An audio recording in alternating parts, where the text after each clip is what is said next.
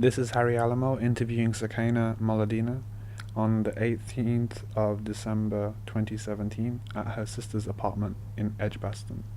Sukaina was born in Tanzania in Dar es Salaam in 1994, grew up in Dubai and migrated to Birmingham in 2010.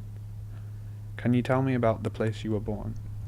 Yep, so Dar es Salaam is a city in Tanzania. It's a very big city. I don't know that much about it because I left when I was only a few months old, and then I moved to Dubai. But I was lucky enough to go there in 2015, and it's a very beautiful city. It's by the sea. It's very hot there.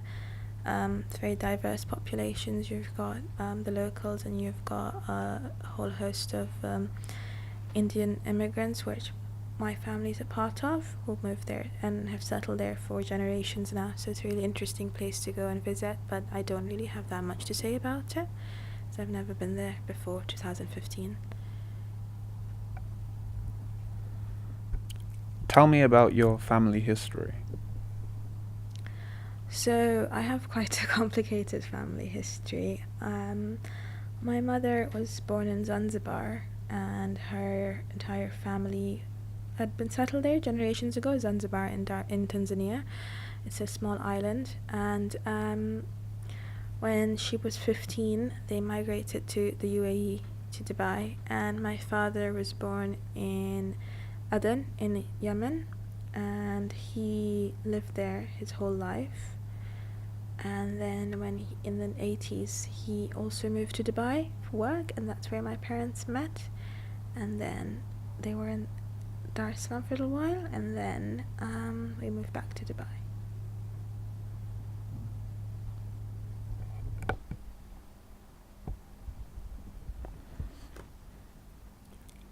Tell me about some of your earliest childhood memories.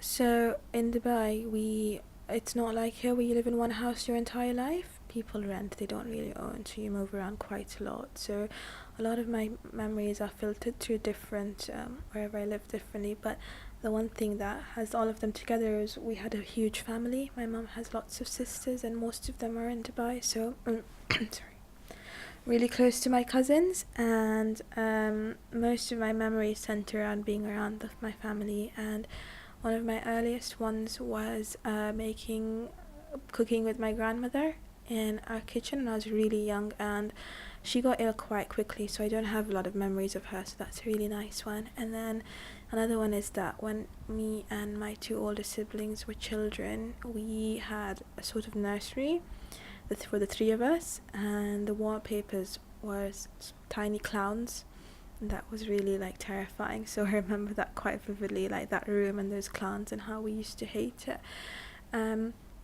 And then a lot of it was just me and my sister and my two cousins, and we would just spend all of our time together and make up games to play, because at that time we didn't really have smartphones and things like that.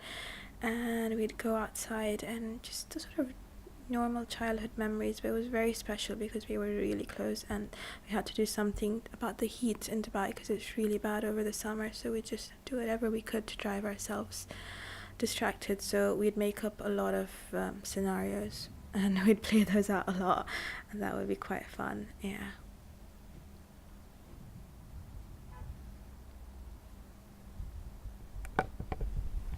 Can you tell me more about these memories? Yeah, definitely. So we would all four of us be together, and sometimes my older sister would join us, but not often because she was older. She was quite superior in that way. But yeah, we would get together, and then one of the things we used to do was there used to be an advert on TV that used to play, and there would be a song that came on, and for a while my sister was quite dramatic as a child, and she would always pretend that the song made her faint because she hated it so much, because that's just the kind of person she was. So we would put that song on, and then for a while would faint, and then we would go about trying to resuscitate her and get her back to life, and we would always do that. And another thing, we used to pretend to be ballerinas quite a lot.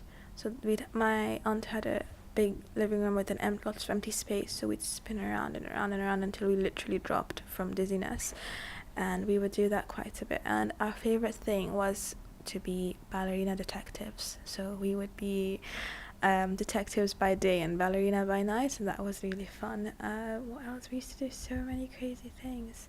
Don't remember now all of it, but yeah, it was quite lots of fun. Yeah. What was the culture like back then? It's interesting. I think the one thing that I'm always going to be really grateful about growing up in Dubai is that multiculturalism is really the norm and the default growing up there.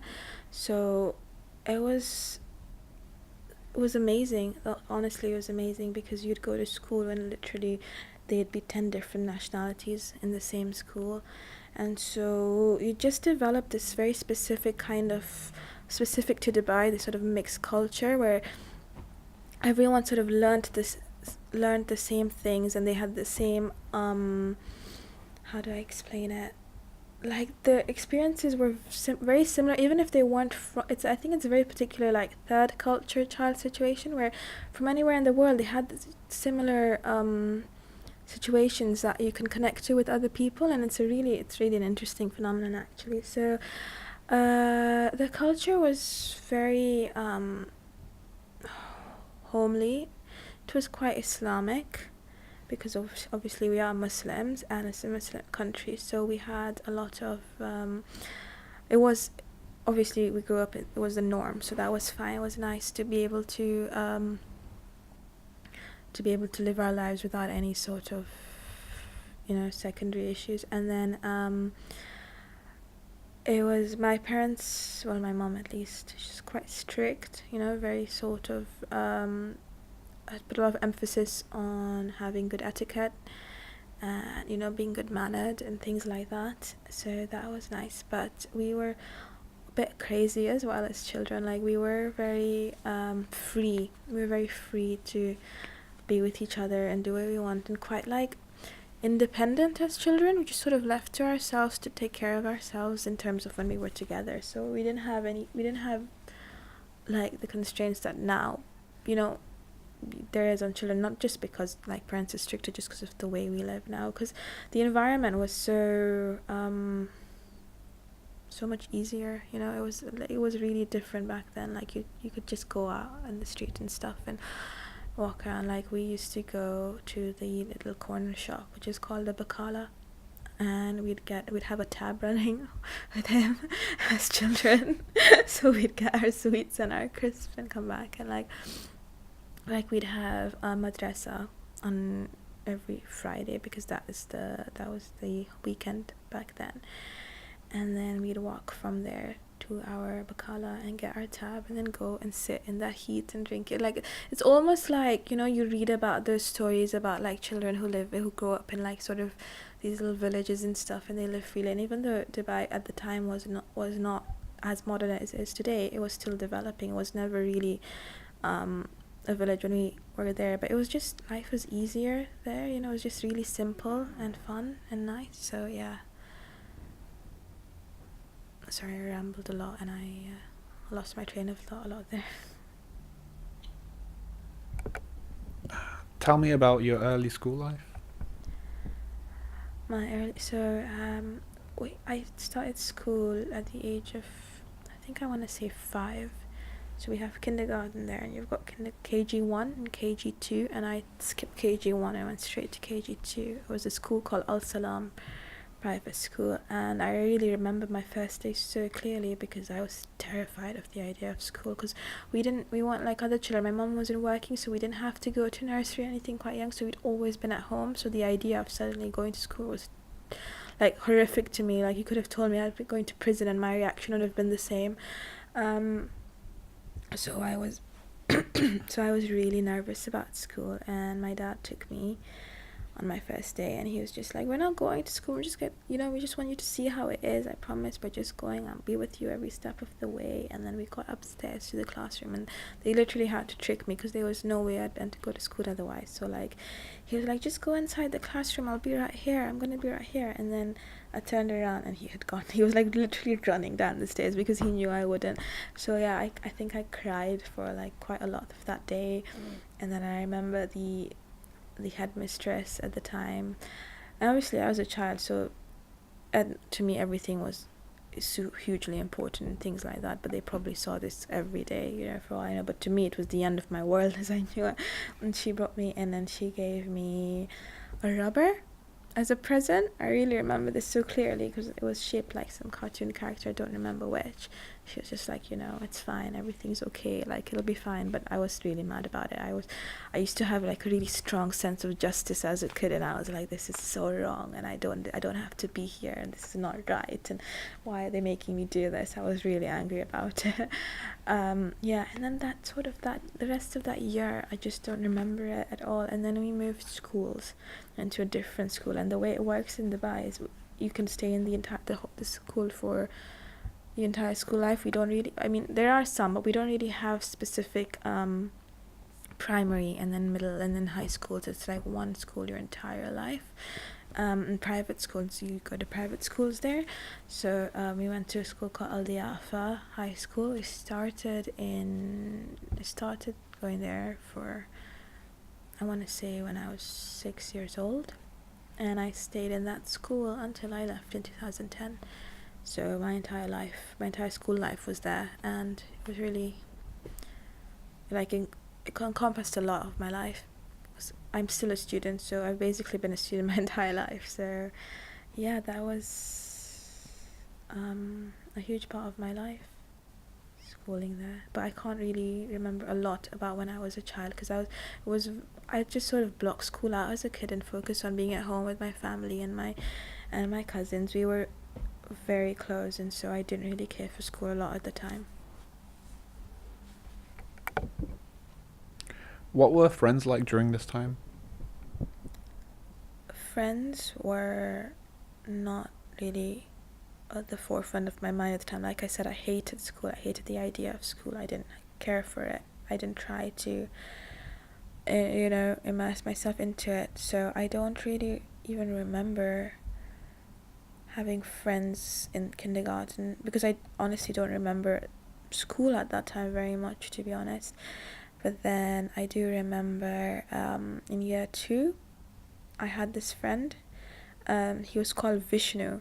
We sat next to each other, and we were basically best friends, and we used to read, what were those books called, Tim and Judy, Someone and Judy, those books, and he used to love them, and I didn't like them at all, and I didn't understand why he loved them, but he was my best friend. And at the time I had a really, really terrible teacher in year 2. Her name was Rowena, and I was so frightened of her, and she seemed to focus all of her anger on me in particular.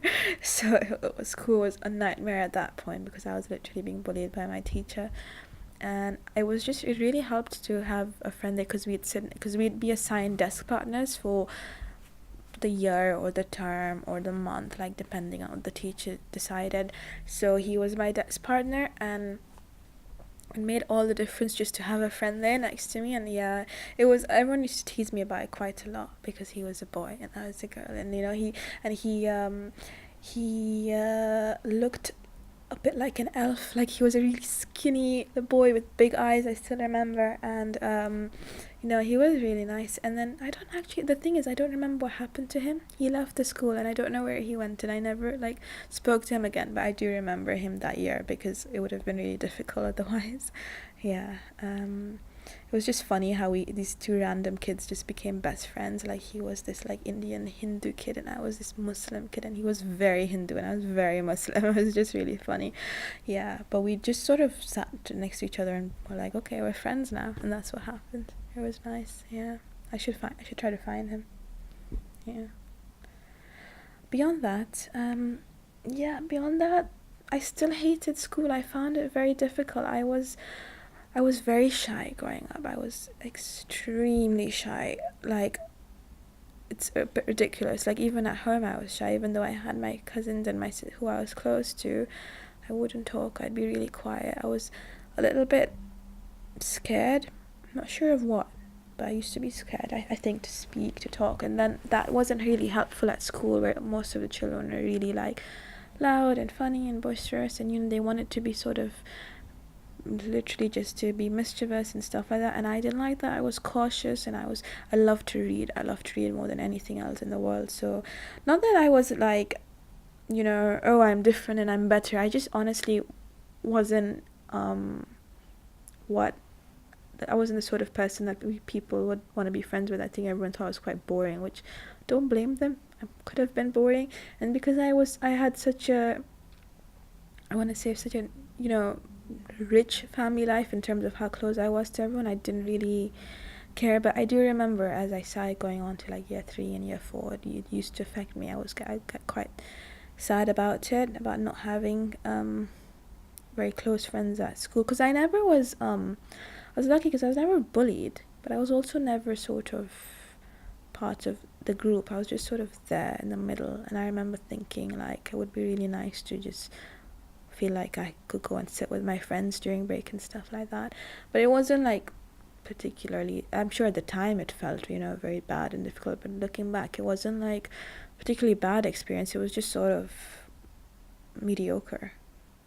And like school itself, when I didn't have bullied teachers, school was quite fun. We had, because we were in primary school, we didn't have as much responsibility, so school was quite fun. We'd have an annual sports day, and we'd have projects where we'd have the boards outside our classroom, and each classroom was responsible for that board. So every end of every term, we'd dedicate like 2 weeks, like we'd stop classes and stuff just to get that board ready. We'd have a lot of craft projects, so that would be nice. But then it would start getting stressful, because over there, even if you're in primary school, you have end of year exams, and you could fail those exams, which is not something really fun for a child to go through, and especially someone like me who didn't have a lot of self-esteem as a child. I would have no confidence at all taking these exams. So then it started getting difficult. But in the early years, I just didn't think about school really. I just did it.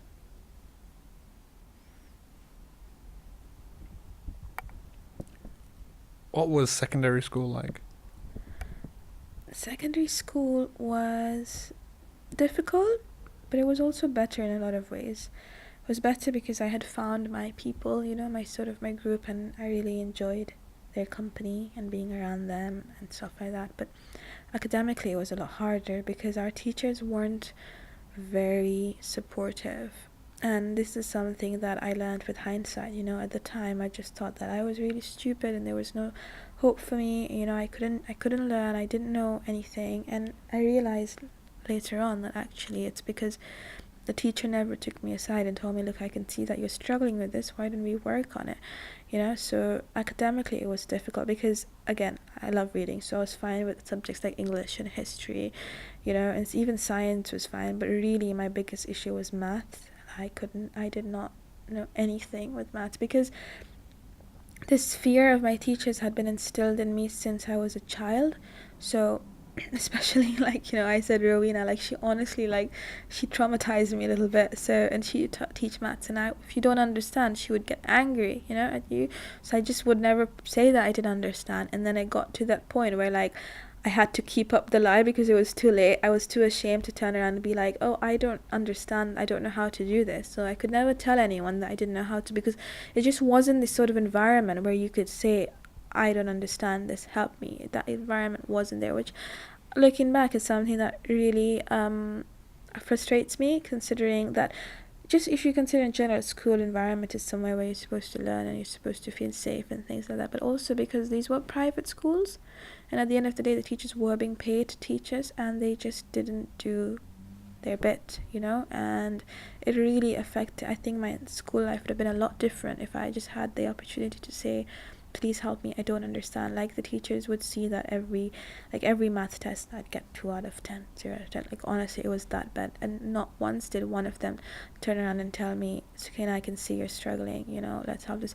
And then after moving here and going to school here and seeing how supportive and how helpful the environment was, it just sort of hit me, and I was like, of course, at the beginning I was like, I can't believe how much effort they're taking with these students who they're just not getting it, they don't want to learn, and then I was like, no, actually, I had to unlearn that. You can ask for help, and it's fine to ask for help, and it's fine to need help. I guess you know that saying where it's fine as slow as you go as long as you don't stop. Like, it's true in terms of these things.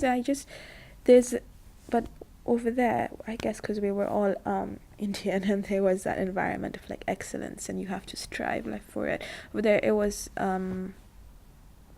like, if you didn't get it, if you were stupid, and it was very important to be smart and to be to know to study. And so I would go to tuition, but it'd be the same thing, you know. It wasn't really, I'd do it just for the sake of going, but I couldn't really say I don't understand this, because no one would be sort of sympathetic to that, and no one would understand, like, what do you mean you don't understand it? I've explained it to you, you know. And there wasn't sort of that recognition that, you know, she's not like, I'm quick at English and history and other sort of things. It was literally this one subject, but it didn't really translate that way. So it really affected me, because I went through life thinking that I was really stupid and that I could never really do anything. And so I think that caused me to give up on my other subjects as well.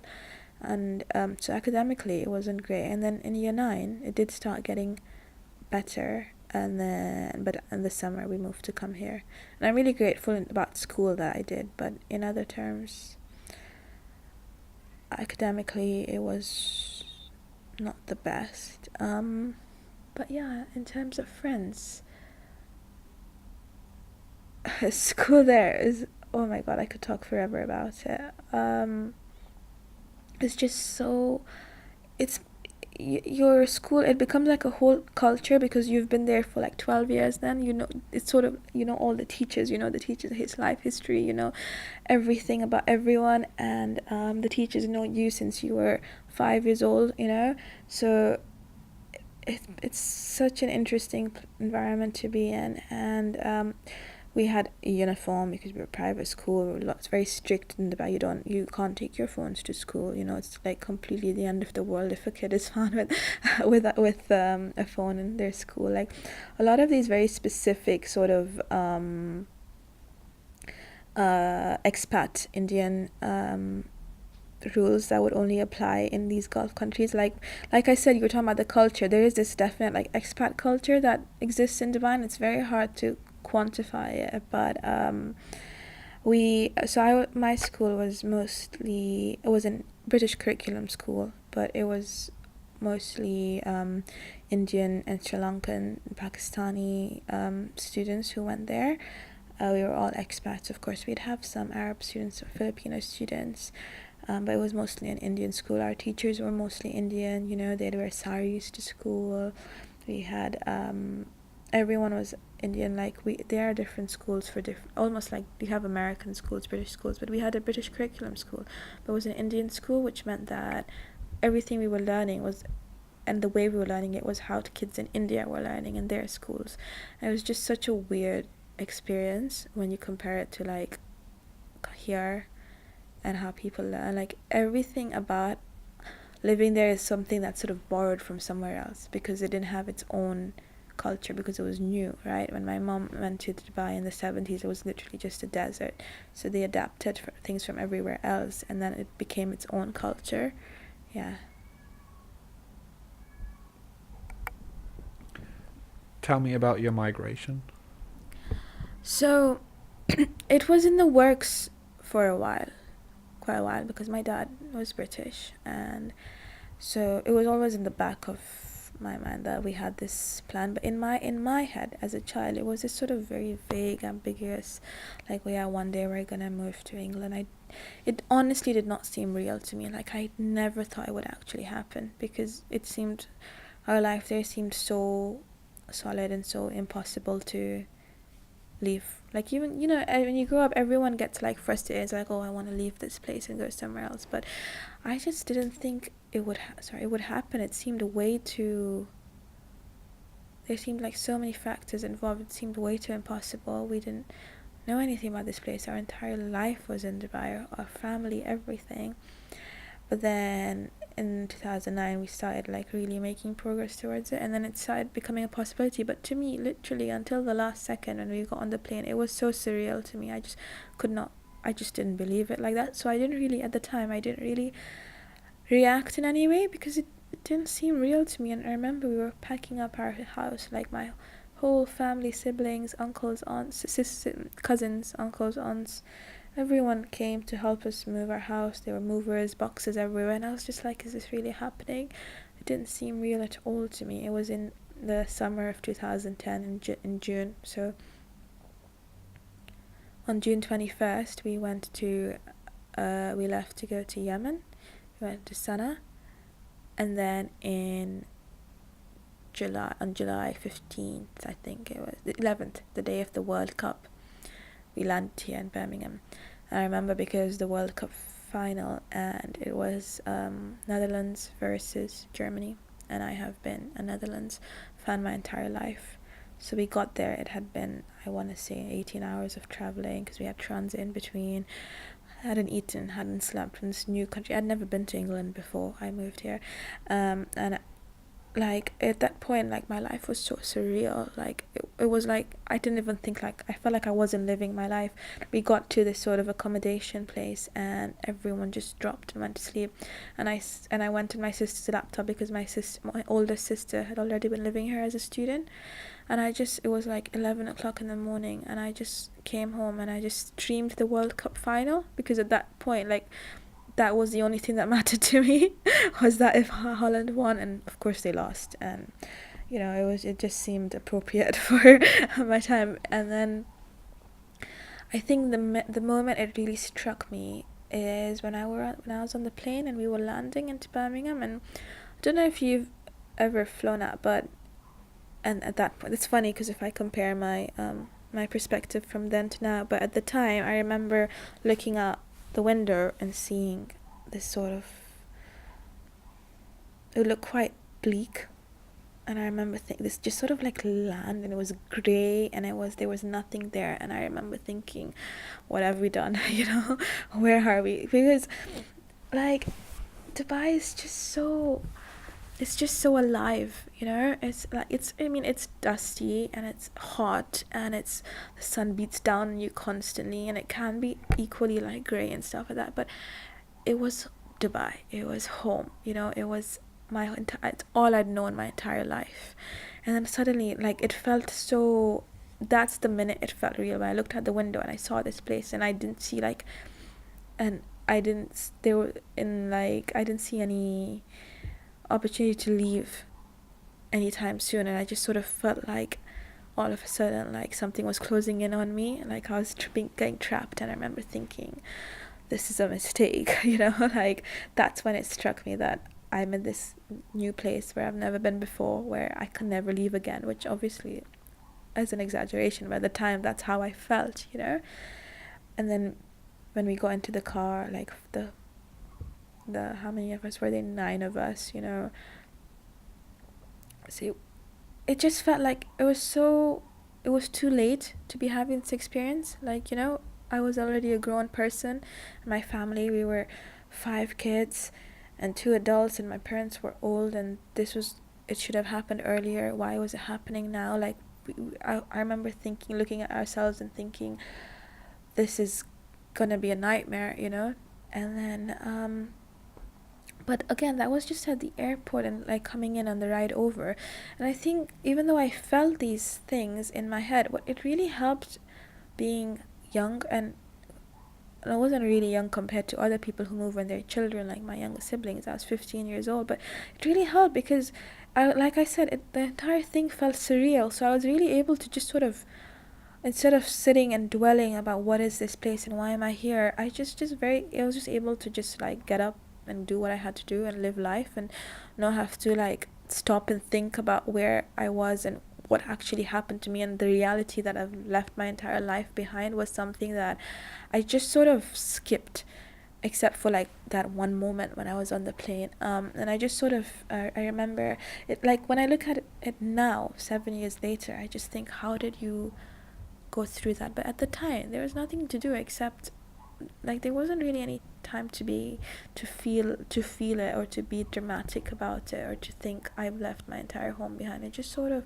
woke up in Birmingham the next day. We found somewhere to live. We moved into the house, found a school, and we just started living life here, And no, looking back, it still feels like something that happened to someone else, it doesn't feel real. And my life in Dubai, especially, like, because it was my entire life, it was all I had ever known, and you would have thought it would have been harder to leave it behind. But we just did it. We just left and came here, and I just don't know now when I look back about how it was that simple to. I mean, it wasn't obviously, but in like how I was just able to start living life. And then I think what happened, it helped being, because at the time I was like, you don't understand, like my whole life was there, but I was only 15, and it really makes a difference, because now I've lived here for excuse me, I've lived here for the formation of my adult life. I'm 23 now, and so the important, like when I was developing as a person, the important things happened here. So now it's the opposite. Now it feels like my life in Dubai was a dream, and that feels surreal. That doesn't feel real, even though again I know it was like my entire life. I'm often at a loss as to which part of my life is more important, and how to reconcile them both, because it just feels like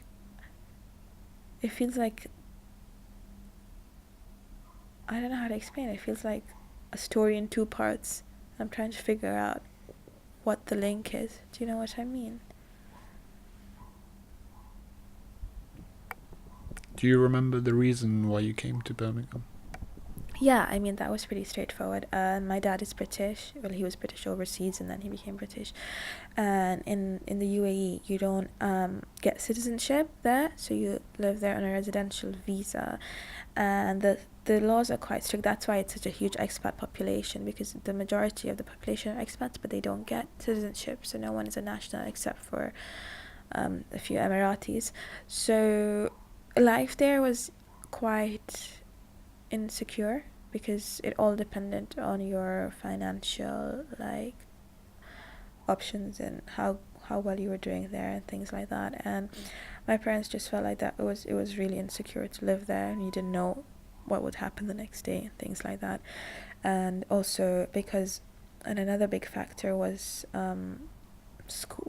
schooling. We wanted to have a better education. We couldn't have that there, but definitely it was always the plan, because my parents thought that because my dad is a British citizen, and we figured that security is very important, and we would be living there, God forbid whatever happened. There's no way of knowing, like people get deported easily from Dubai, and if you lose your job and you no longer have the money for your visa, and and we're a family of 6 kids, and even though we'd lived there our whole lives, it wasn't working out, because my mom was in the process of getting her nationality for the past 30 years, and nothing had happened, because they moved there as refugees, because my grandfather was part of the revolution in Zanzibar, so he was arrested, and then he sought asylum, and that's how they ended up in the UAE. So that was 40 years ago. My grandfather passed away. So the fact that nothing had happened, it meant that even though it was our home and we loved it very much, it meant that it didn't really make sense to linger when we knew we could come here and start our lives here securely. But yeah, so that's why we moved. But it took a long time to. That's why it makes me angry when people talk about immigration and they talk about how people are coming here by the storms. Like, if they knew what a long process it is. Like, I've been living here 7 years. I just got my British passport 2 months ago. So, like, the amount of time and money and effort and the screening involved is insane. So I don't know how people have fallen for this sort of the spin that it's super easy to come here and just get a passport and migrate, and people are like coming and stealing our jobs. Like, I can understand the frustration that people feel when things are going badly, but I think it's so important to not be swayed by emotion and to be swayed by spin here and just focus on the reality of the situation. It's difficult for me as someone who's been through it, who's still going through it, when people talk about it in such a sort of lax way when they don't know they don't understand the reality. Like, no one wants to go through this. It's really difficult. It's very hard, you know. Sorry, I got political. I'm a politics student. um, So, what was the transition like? it was almost like I was in automatic mode. Like, I just can't. I mean, the biggest thing I think was the weather. The weather was a huge transition, because obviously we knew England is cold, Dubai is hot. Like, it's very obvious, but actually experiencing it was really different. Like, it was like the day we came, it rained, and for us, when it rains in Dubai, it's like a day off. It's like it's our snow day, but even more rare because it just doesn't happen. So yeah, there's just a lot. I remember a lot of it was sort of the fact that we were all there, like dealing with the fact that we were there was so surprising. And then a big culture shock. I remember when we like the next day or something, we went to look for a house, and me and my dad and my siblings and my oldest sister Bashire was sort of like our guide, you know, because she had been studying here for the past 2 years, and she sort of like took that on herself to be like take us around, because obviously she had to. And it was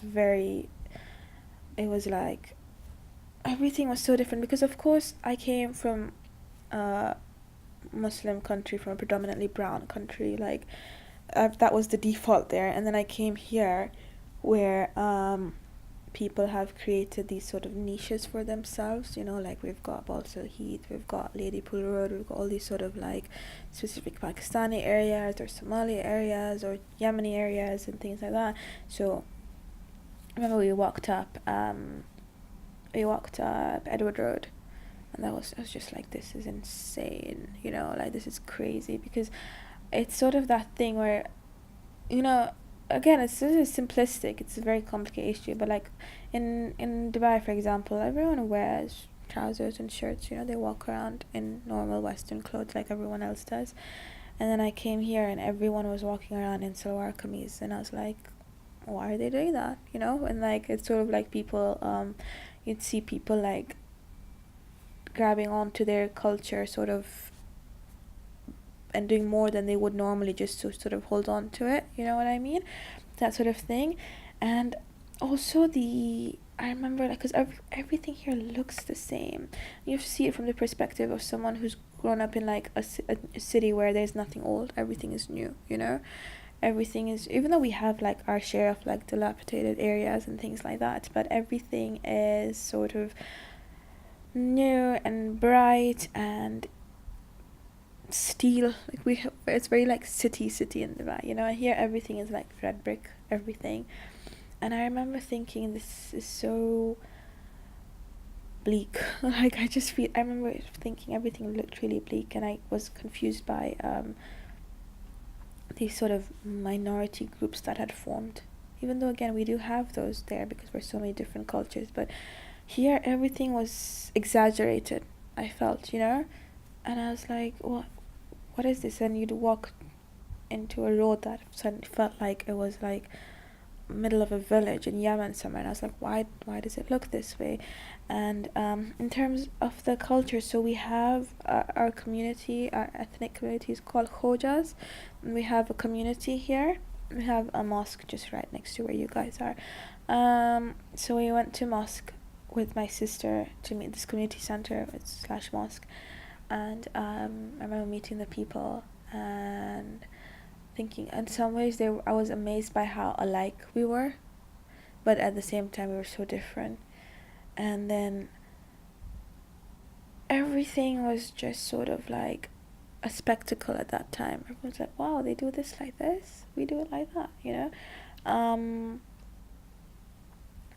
But again, because Birmingham is such a diverse city anyway, I think the transition was a lot easier than it would have been somewhere else, because we moved into quite a brown area, and lots of people wore, you know, hijab there, and they spoke like different languages, even though we, in a way, we sort of were more, like, I don't want to say assimilated because it sounds weird, but we were sort of more assimilated than the people in our area. For us was weird how they, because like I don't know, like I said, everything was exaggerated. Like we'd have neighbors who'd only speak their languages, and to us we didn't understand how that works. Like my family, English is my first language. We've spoken English our entire lives. I don't know why English is my first language. In retrospect, it's a bit weird, you know, because we grew up in a different country where, yes, everyone speaks English, of course, but it's not their first language. It doesn't have to be, but English is our first language.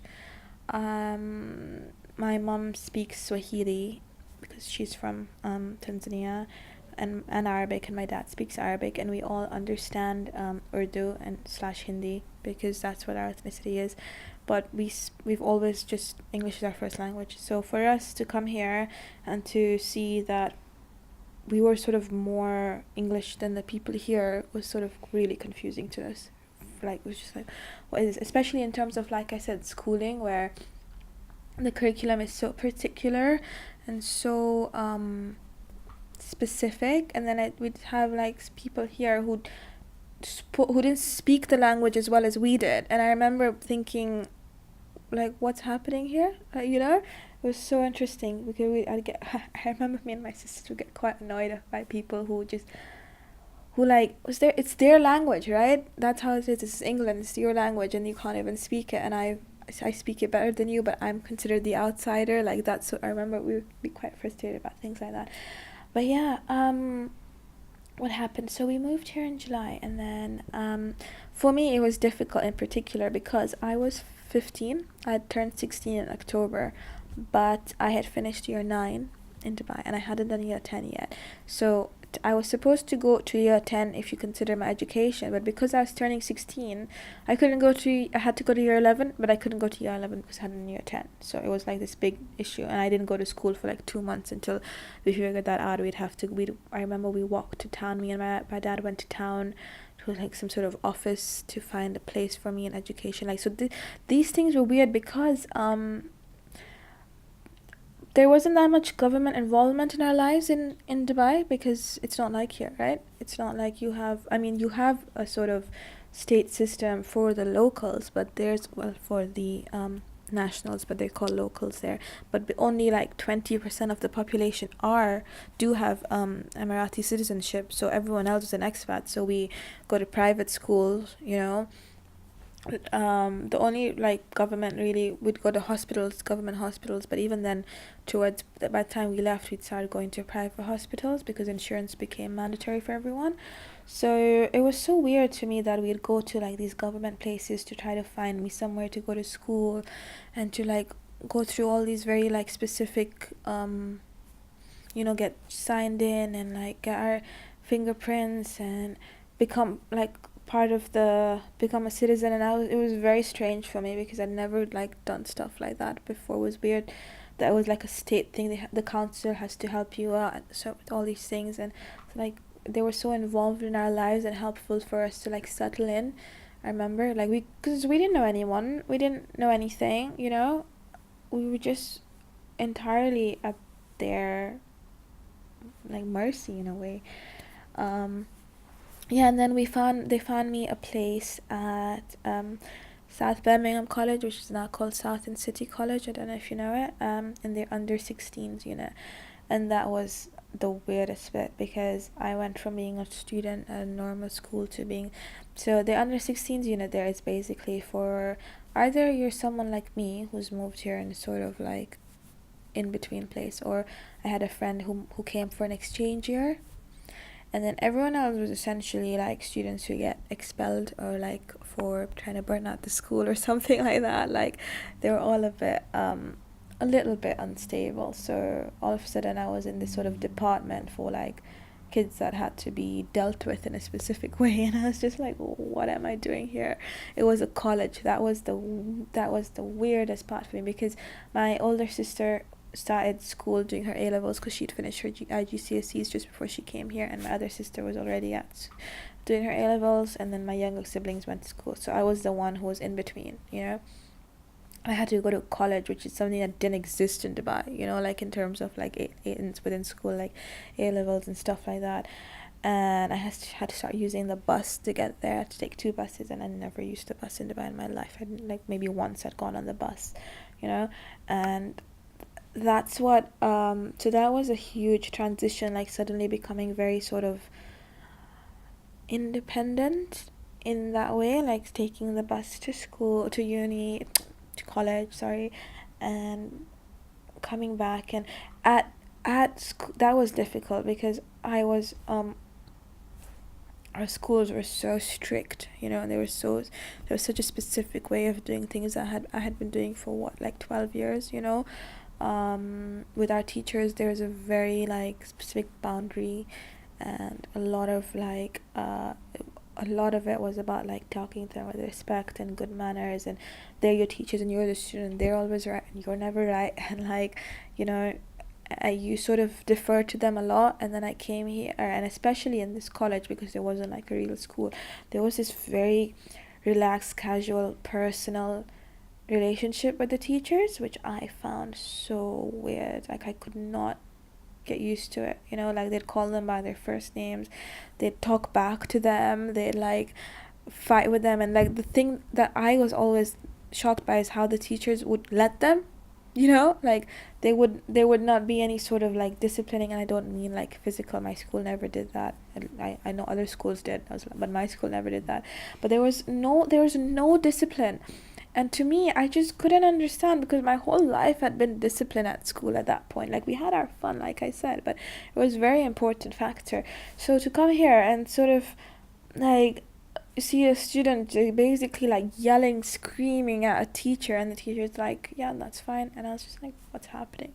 I'm literally in the upside down, So, that was so strange for me. It took me a long time to sort of get used to that, and it was very difficult because it wasn't a proper school, so we didn't do proper subjects, and I was quite annoyed about that. So I had to do sort of like random things, like an what's it called, NVQ, like NVQs. And like for science, I didn't do all 3 GCSEs. We had to do like one science paper, then all 3 were under, and it was a foundation paper, so you couldn't get higher than a C, because it wasn't a higher paper, things like that. So I was worried that I could never go to university because I'd not really done GCSEs.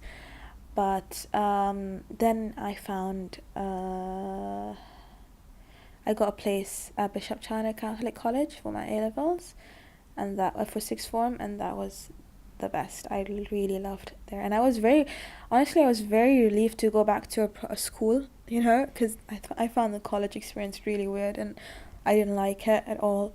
Like, I had like everyone was really nice, to be honest. Everyone was great, and they were really good, but I just needed the structure that you get with school, because I had been in school my entire life, so I just couldn't deal with the college. So it was 1 year, and then I started school.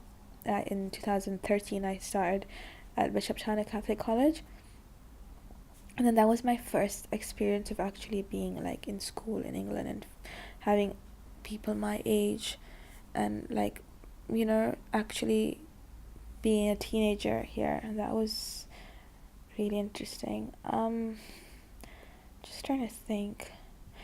I remember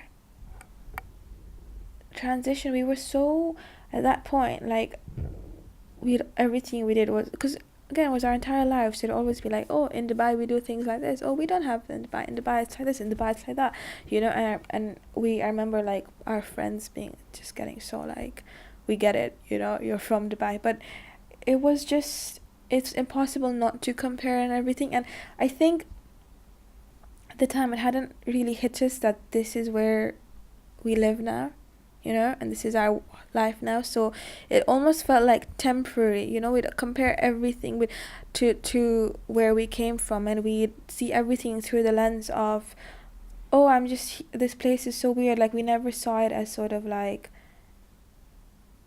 I mean, we did because we were living it as home, but it felt like an experience that we were sort of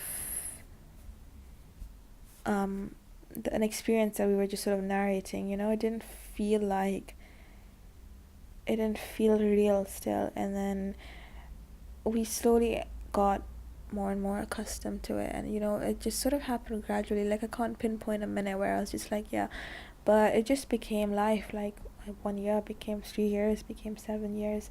But I think definitely what really helped cement my life here as my life was going to school. I was going to school and doing my sixth form there, and then that just made it seem real and more grounded. And because that college was such a weird place, like it just made me feel even more like what's that word, displaced, you know. And then going to school with real teachers and real students who weren't just sort of there because they had to be, or they weren't a little bit like, you know, messed up. They were just normal kids. That helped a lot. And then I started applying for university and all that. But it's funny actually, because like I said, we have a community center here, and that's where we really felt the difference between that we weren't home anymore. That's where there was the most difference, because a lot of them had lived there their entire lives, and there was this mentality of like, you know, I talked about immigration and stuff like that. There is that mentality of like, oh, fresh, you know what I mean? When people have come here from somewhere else, they're fresh. And so in the beginning, which it was like, I think people were fascinated by us, and we were quite, I want to say, naive and innocent at the time. You know, we'd come and we'd like, it's almost that sort of thing where people are laughing at you, not with you, which we didn't realize because we were literally like 15 and 16 years old, you know. We were so excited to come here and to find people who were part of our community like they were back then, like more one link to home, you know. And we were really happy to sort of be here and talk and it's very different. People have very different mentalities here than they do there, you know. So that mental transition, I think, is what took the most time to realize and to sort of get accustomed to. And that's why I'm glad actually we moved when we were younger, because if I was older, it would be very hard to, because to know how people, when I know how people think here and I know what their perspective is about people who come, and then I know what their perspective is like also of people who have just come, because I've been both, you know. And so if I were older, it would have been a lot harder. There is sort of that, I feel there is quite a bit of ridicule that's sort of associated or to people who have just come and who are looking at the world with like these fresh eyes and sort of in wonder at everything. And there's like quite a bit of cynicism involved, that people who are just like, you know, look at these people. So mentally sort of protecting myself, I think, is a transition that took a while to realize, you know. And then that's made me a lot stronger, I think. And then it just sort of became, and then that became my life, and it became home. And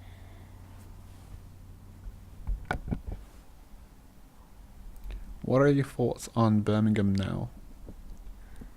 I love Birmingham. I also shit on Birmingham a lot. a lot, I won't lie to you. But I'm always so happy to come. Birmingham is home to me. It honestly is. I have lived in different cities in the UK. I lived in London for a year. I've been living in Leicester for 2 years now. But I just, like, when you're on the motorway and you, like, come into Birmingham, I just feel that relief. Do you know what I mean? Like, I just, I love Birmingham. I think that it's a great city. I think there's a lot of problems, of course, but it really is my home, and I'm really glad that this is the city that I moved to when I came here, you know. I think that Birmingham is, I think that its diversity has only made it stronger. I know that it doesn't seem that way sometimes when you look at some areas and compare them to others and things like that, but if you look at it as a whole, I think Birmingham is just really a wonderful city, and it's so big, you know. I think our worlds are so sort of small, and we only have like specific parts of Birmingham that we sort of consider when we think about Birmingham, but it's it's the second biggest city. And I think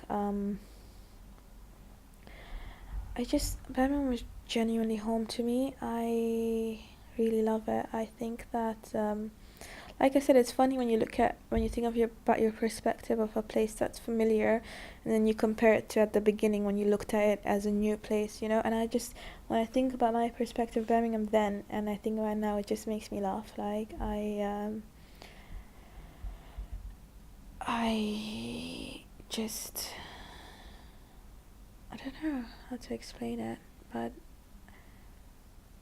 it's so familiar in such a good way to me that no other city, I don't think there's any other city in England that's like Birmingham. It just feels different, you know. It just feels like home. Honestly, it does.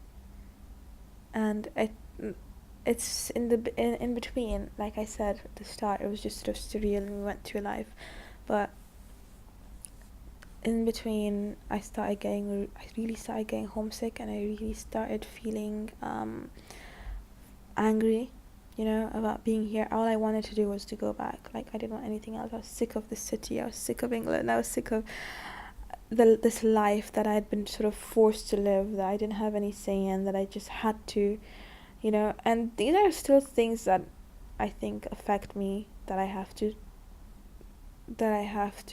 figure out how to balance, you know.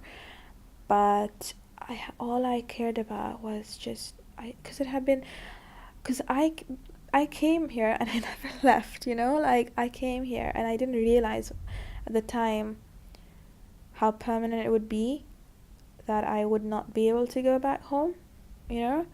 And then I want to say, like, I started romanticizing home in my head, but I don't even think I was romanticizing it, because I really just needed to go back. I hadn't gone back yet. It's so different to here, that everything that was different about it just made me miss it more, you know. At every point that I compared it, and I thought I wouldn't have to, like, go through this at home. I wouldn't have to, you know, struggle this way at home. I can just want life to be easier. But like, I'd always think of it as home, and this is just where I am now, and Dubai was home, you know.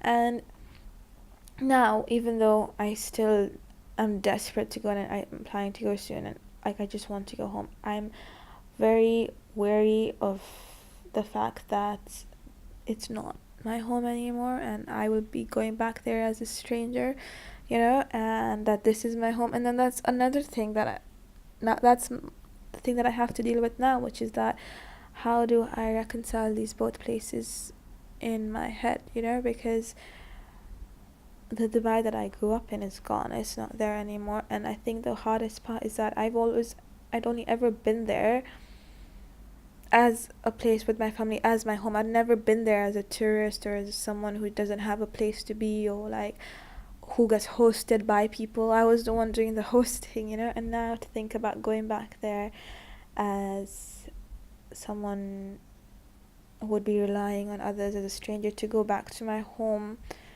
and not be at home there is going to be difficult, I think. And something that helps me with that is the fact, like, it would have been even more difficult if I felt like I didn't feel at home here, and now I also don't feel at home there, and I'm just sort of, I don't have anywhere. But it really helps me that I'm grounded here in Birmingham, and that it's my home. It doesn't really matter what happens there, because I have home to come back to. Like, I am really glad that we made this move. Like, yes, there are times where I wish I was still there and I didn't have to do it, but I'm extremely glad about it. I think moving opens your world, opens up your mind in a way that I can't explain at all. It's just so, because it's so life-changing in a way that in such a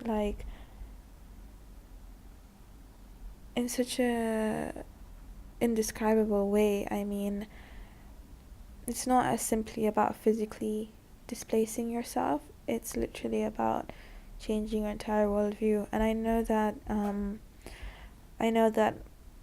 when I look at people my age who are still there, who have lived their entire lives, and I compare my mentality to theirs, and I know that this has done nothing except been a positive thing for me, for my growth, you know, for my mind. And I'm always grateful that I got this, that I was able to do this. And at the same time, I am like,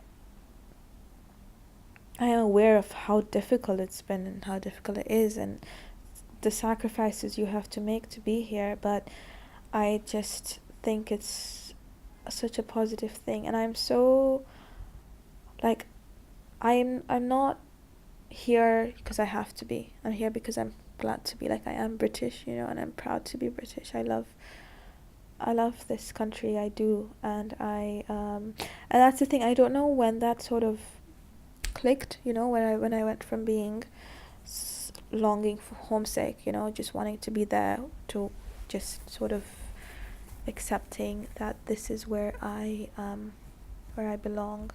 And I think the nature of our lives and my family is to always be moving, so I can't say that I'd be here forever and that I'm not already restless, because if I'm honest, I am.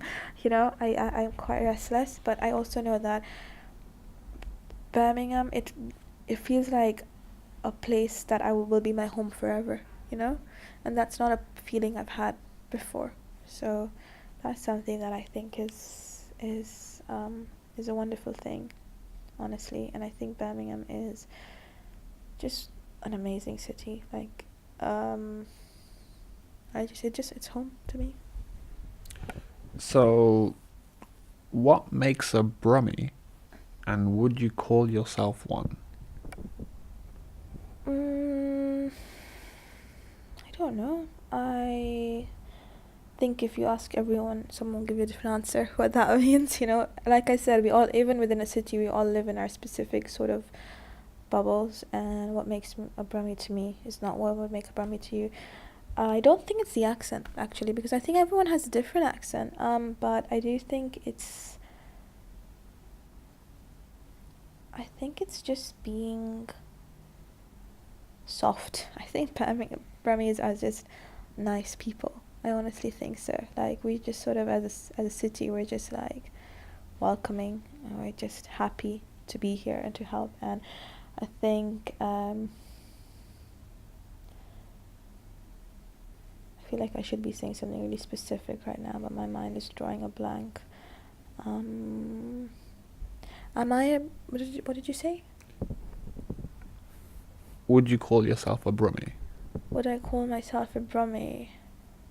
No, I wouldn't, because I don't think I fit into that category, because I move around too much to be called a Brummie, and I've brought too many different sort of experiences into my wherever I go. Like, it sounds like cliche, but I genuinely can't be put in a box. But I think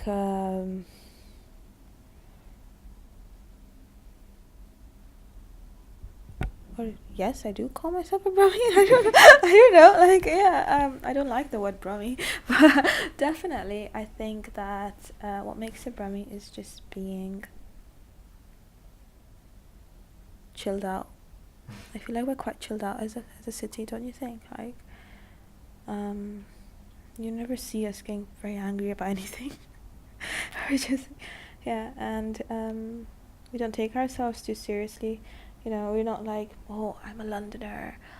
It's like London. I feel like Londoners are a bit obsessed with being called Londoners. We're not that bothered. We're just like, it's fine.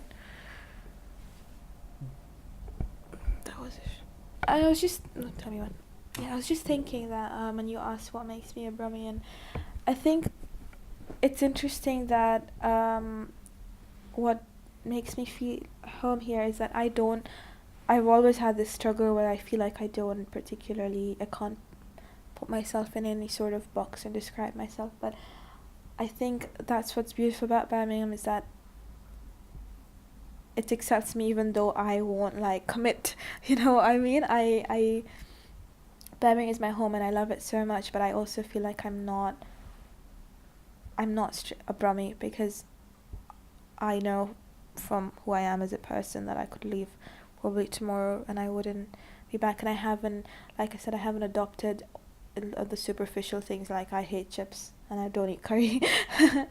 But I think that the fact that I'll always have so many facets to my identity, and I won't ever be truly a Brummie. I didn't grow up here. I didn't go to school here. I didn't do all the things that everyone did, but I feel so at home here. I think that's what makes Birmingham so beautiful. And that I've never felt like I don't belong because my experiences are different and they cannot be shared with anyone else. I just feel like that they accept that and they accept me for it, and I think that's what makes Birmingham so special than everywhere else.